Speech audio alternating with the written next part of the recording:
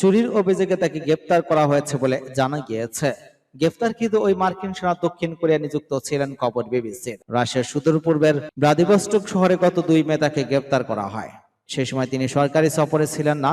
সেখান থেকে তার টেক্সাসে ফেরে কথা থাকলেও কিভাবে তিনি রাশিয়া গেলেন তা এখনো জানা যায়নি। আদালতের প্রেস অফিসের বরাত আর জানিয়েছে, ভ্লাদিভস্টকের প্রাইমেস্কো জেলা আদালত গর্ডন ব্ল্যাককে আটকের নির্দেশ দেন। তাকে 2 জুলাই পর্যন্ত আটকে রাখা হবে।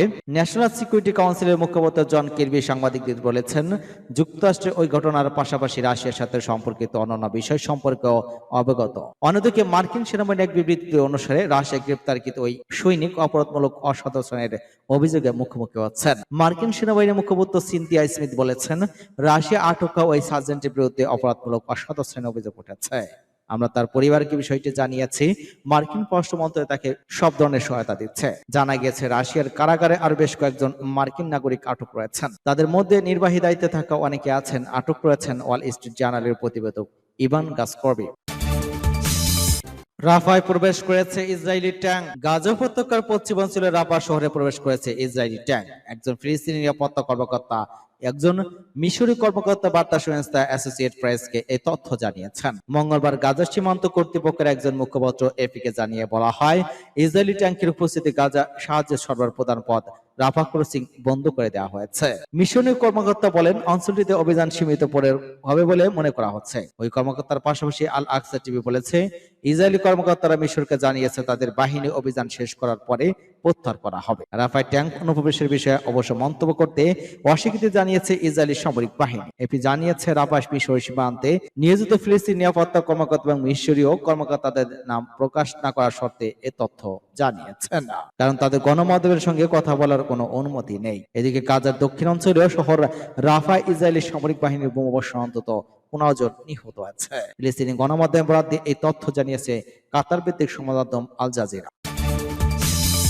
পশ্চিমা হুমকির জবাবে পারমাণবিক অস্ত্র মহড়া চালাবে রাশিয়া।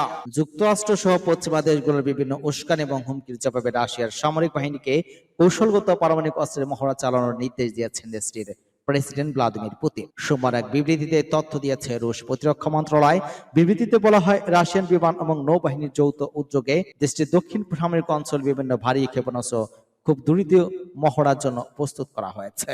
রুশ প্রেসিডেন্ট ভ্লাদিমির পুতিন সরাসরি ওই মহড়া শুরু অনুমোদন করেছেন। মস্কোর যুদ্ধ মিশন বাস্তবায়নে কৌশলগত পারমাণবিক প্রস্তুতি বৃদ্ধির লক্ষ্যে এই মহড়ার প্রস্তুতি নিচ্ছে রাশিয়া। প্রতিরক্ষা মন্ত্রীর বিবৃতিতে বারবার অকৌশলগত পারমাণবিক প্রস্তুতির কথা উল্লেখ করা হয়েছে। অর্থাৎ যুদ্ধের ময়দানে কৌশলগত না, এমন পারমাণবিক অস্ত্র মোতায়েন এবং ব্যবহারের প্রস্তুতি নিতে ওই মহড়ার প্রস্তুতি নিচ্ছে রুশ সামরিক বাহিনী। এতে ক্ষেপণাস্ত্র বিষয়ক ছিল সামরিক বিভাগ এবং নৌবাহিনী অংশ নেবে বলেও জানানো হয়েছে। মন্ত্রণালয় জানিয়েছে, রুশ ফেডারেশনের বিরুদ্ধে কিছু পশ্চিমা কর্মকর্তার উস্কানিমূলক বিবৃতি এবং হুমকির প্রতিক্রিয়া রাশিয়ার আঞ্চলিক অখণ্ডতা এবং সার্বভৌমত্ব নিশ্চিত করাই ওই মহড়ার লক্ষ্য। তবে পশ্চিমা দেশগুলো এই ইউক্রেন জানিয়েছে, রুশ বাহিনী পরাজিত না হওয়া পর্যন্ত পিছু হটবে না তারা। নাইজারে মার্কিন গাড়িতে রুশ সেনারা। নাইজারে একটি মার্কিন বিমান গাড়িতে প্রবেশ করেছে রুশ সেনারা, তবে দুই বাহিনীর মধ্যে কোনো সংঘাতের ঘটনা ঘটেনি। শুক্রবার মার্কিন প্রতিরক্ষা মন্ত্রণালয়ের এক ঊর্ধ্বতন কর্মকর্তার বরাতে এ খবর প্রকাশ করেছে বার্তা সংস্থা রয়টার্স। আফ্রিকার দেশ নাইজারে বর্তমানে প্রায় 1000 মার্কিন সেনা মোতায়েন রয়েছে। দেশের সামরিক শাসক সম্প্রতি দেশ থেকে মার্কিন সেনা বিতরণের সিদ্ধান্ত নিয়েছে। এর মধ্যে ওয়াশিংটনকে সেনা সরানোর কথা বলা হয়েছে। ওই সিদ্ধান্ত নেওয়ার পরে দেশটির একটি বিমানঘাটিতে রুশ সেনা মোতায়েন করা হয়েছে। বৃহস্পতিবার এক মার্কিন কর্মকর্তার বরাত দিয়ে রয়টার্স জানায়, নাইজারের রাজধানী নিয়ামে জেওরির হামানি আন্তর্জাতিক বিমানবন্দরের পাশে আগোদস এলাকায় অবস্থিত এয়ারবেস 101 রুশ সেনা মোতায়েন করা হয়েছে। এর মধ্যে ওই ঘাটিতে প্রবেশ করেছে, তবে মার্কিন সেনাদের সঙ্গে মেলামেশা করছে না তারা। ইউক্রেন যুদ্ধে কিয়েভকে ব্যাপক সামরিক সহায়তা দিয়ে আসছে যুক্তরাষ্ট্র, ফলে দেশটির সঙ্গে রাশিয়ার সম্পর্ক এখন তলানিতে। এমন পরিস্থিতি আফ্রিকার দেশ দুই দেশের সেনাবাহিনী কার্যত একে অপরের মুখোমুখি চলে এসেছে।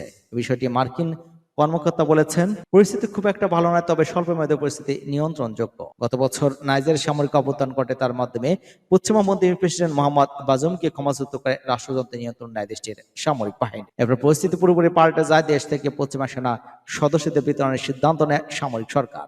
এরপর নাইজার থেকে এর মধ্যে নির্দেশ সেনা প্রত্যাহার করায় ফ্রান্স।